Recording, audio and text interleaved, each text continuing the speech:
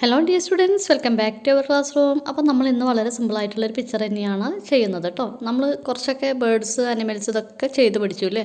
ഇനി നമുക്ക് കുറച്ച് വെജിറ്റബിൾസൊക്കെ ചെയ്ത് പഠിക്കാം. അപ്പോൾ നമ്മൾ ഇന്ന് ചെയ്യുന്നത് കോളിഫ്ലവർ ആണ് കേട്ടോ.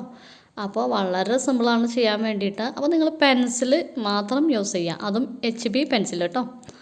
അപ്പോൾ എന്താ പറയുക, ഇംഗ്ലീഷ് അക്ഷരമാലയിൽ C എന്നുള്ള ആ ഒരു ഷേപ്പിലിടുക. അതല്ലാന്നുണ്ടെങ്കിൽ മലയാളത്തിൽ ഞാൻ എഴുതുമല്ലോ, ഞാൻ പോലെ അങ്ങനെ ചെറുതായിട്ട് കുനുകുന വരയ്ക്കുക. ഓക്കെ, അപ്പോൾ ഇങ്ങനെ വരച്ചിട്ട് കളറിങ് ചെയ്യുമ്പോൾ ഉണ്ടല്ലോ, എന്താ പറയുക, അതിൻ്റെയൊക്കെ ആ ഒരു നമ്മൾ ഇതുപോലെ ഓരോരോ ബൗണ്ടറികൾ ഇങ്ങനെ ചെയ്യുന്നുണ്ടല്ലോ, ആ ഒരു ഭാഗത്ത് ലൈറ്റായിട്ട് എന്താ പറയുക, ലൈറ്റ് ഗ്രീൻ കേട്ടോ, അതായത് മഞ്ഞയോടടുത്തിട്ടുള്ള ഗ്രീന് സൈഡുകളിൽ മാത്രം അപ്ലൈ ചെയ്താൽ മതി.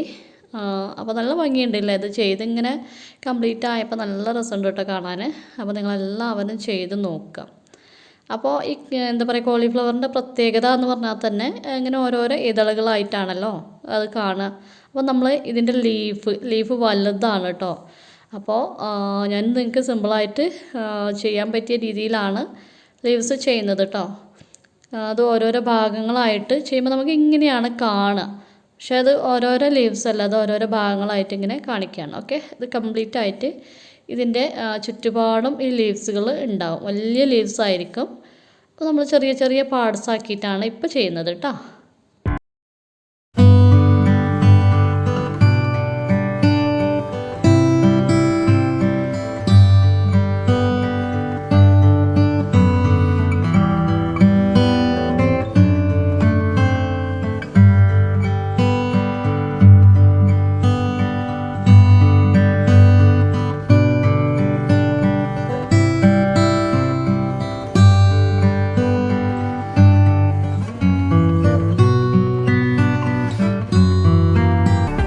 അപ്പോൾ നമ്മുടെ കോളിഫ്ലവറോടെ കംപ്ലീറ്റ് ആയിട്ടുണ്ട്. കംപ്ലീറ്റ് ആയപ്പോൾ നല്ല ഭംഗിയുണ്ടല്ലേ കാണാൻ.